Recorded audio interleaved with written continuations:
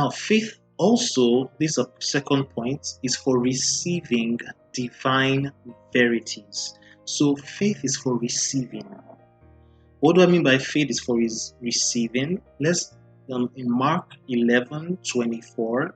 So it tells us that you can pray for anything, and if you believe that you've received it, it will be yours. So you first of all believe that you have received it, and it will be yours.